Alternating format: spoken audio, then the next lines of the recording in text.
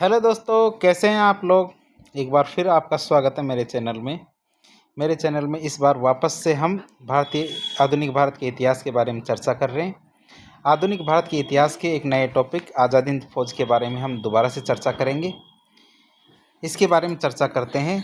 आज़ाद हिंद फौज के बारे में आज़ाद हिंद फौज को ही इंडियन नेशनल आर्मी भी कहा जाता है, जिसको INA भी कहते हैं। आज़ाद हिंद फौज को इंडियन नेशनल आर्मी भी कहा जाता है।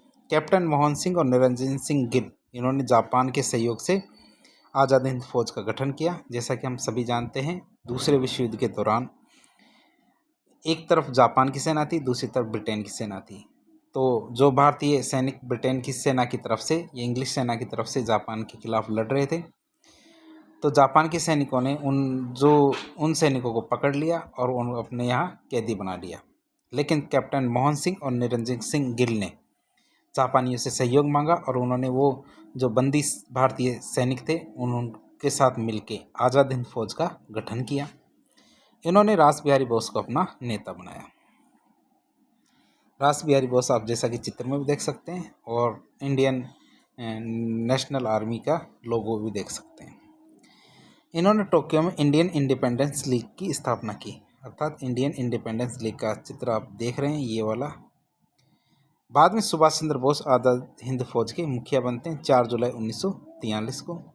21 अक्टूबर 1943 को सुभाष चंद्र बोस ने मलेशिया में आज़ाद हिंद फौज सरकार का गठन किया था। अर्थात 1943 में आज़ाद हिंद फौज का गठन कहाँ किया? मलेशिया में, जो आज का सिंगापुर है, उस जगह पे। जैसा कि हम चित्र में भी देख सकते हैं, सुभाष चंद्र बोस की फ़ोटो है। उन्होंने इस सरकार के एक करेंसी नोट का निर्माण किया। जूम करके मैं आपको इस नोट के बारे में बताता हूँ, आप भी देखें कि उस समय के आज़ाद हिंद फौज के द्वारा जो सरकार बनाई गई थी उसमें किस तरह के नोट चलते थे। यह आपके 1 लाख रुपए का नोट है, जिसमें सुभाष चंद्र बोस की फ़ोटो लगी हुई है। इसमें लिखा हुआ बैंक ऑफ इंडिपेंडेंस और एक तरफ स्वतंत्र भारत का लोगो बना हुआ 1 लाख रुपए के नोट पे। इस दूसरे नोट की बात करें हम तो ये 10,000 रुपये का नोट है। सुभाष चंद्र बोस जी की इसमें तस्वीर है और एक तरफ इसमें महात्मा गांधी है। तो इस तरह ही हम 10,000 रुपये का नोट देखते हैं। ये बैंक का नाम है आज़ाद हिंद बैंक। तो नोट हमने देख लिया। नोट के बाद हम बात करते हैं आगे इसी कड़ी में। तो सिंगापुर और रंगून में आज़ाद हिंद फौज के मुख्यालय बनाए गए।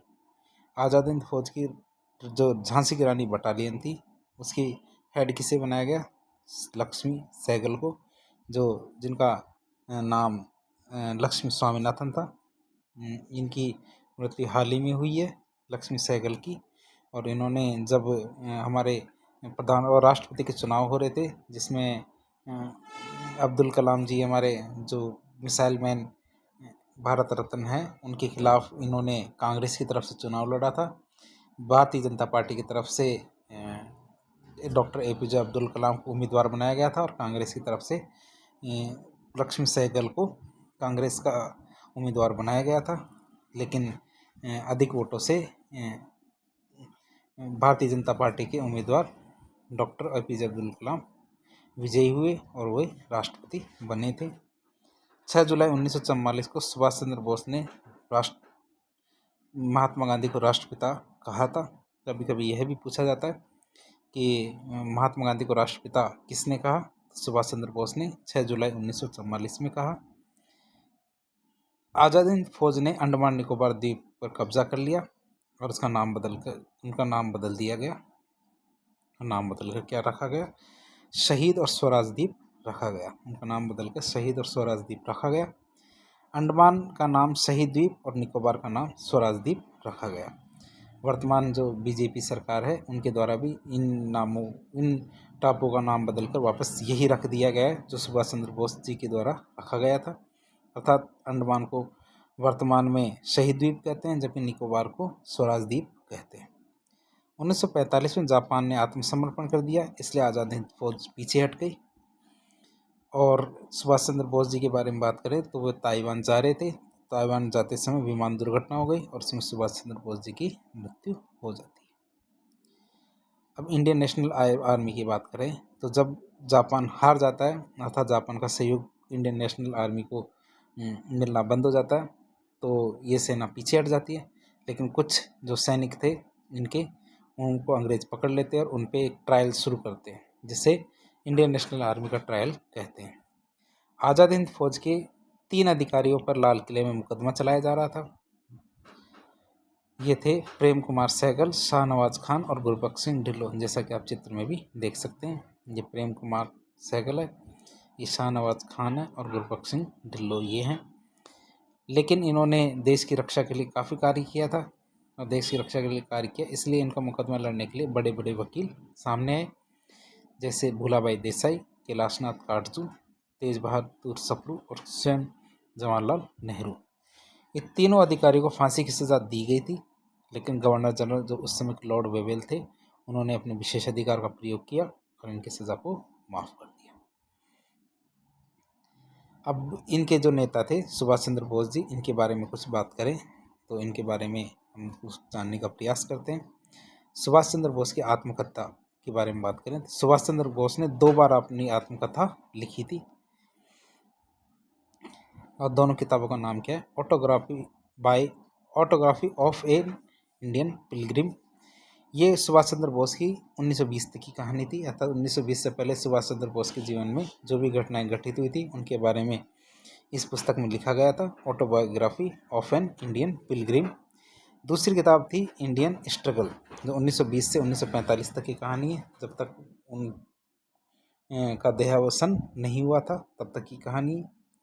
अब सुभाष चंद्र बोस की जीवनी की बात करें तो सुभाष चंद्र बोस की जीवनी स्प्रिंगिंग टाइगर है और स्प्रिंगिंग टाइगर के लेखक कौन है, ह्यू टॉय।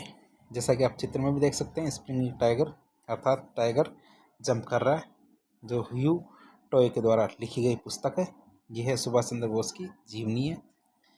सुभाष चंद्र बोस ने बर्लिन में फ्री इंडिया सेंटर की स्थापना भी की थी। सुभाष चंद्र बोस ने जर्मनी में फ्री इंडिया लीजन की स्थापना की। बर्लिन में तो फ्री इंडिया सेंटर और जर्मनी में फ्री इंडिया लीजन की स्थापना की थी। हमें ये पता है सुभाष चंद्र बोस ने जय हिंद का नारा भी दिया था। जर्मनी के लोगों ने सुभाष चंद्र बोस को पहली बार नेताजी कह के बुलाया था।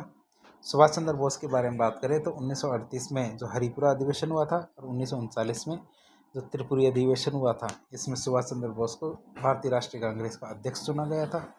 वे कलकत्ता के मेयर के रूप में भी कार्य कर चुके हैं। 1905 के जो स्वदेशी आंदोलन के दौरान नेशनल कॉलेज की स्थापना की गई थी, तो नेशनल कॉलेज की एक बार सुभाष चंद्र बोस प्रिंसिपल भी रहे हुए हैं। उन्होंने जो IAS की परीक्षा है उस समय की, तो वो भी उन्होंने पास की थी। इस तरह सुभाष चंद्र बोस बहुमुखी प्रतिभा के धनी थे। और इस के साथ ही आज का लेक्चर ख़त्म करते हैं हम। यदि आप इस प्रकार के लेक्चर्स देखना चाहते हैं तो हमारे चैनल को सब्सक्राइब करें, वीडियो को लाइक करें और यदि आपका कोई सुझाव हो तो कमेंट बॉक्स में बताएं। धन्यवाद।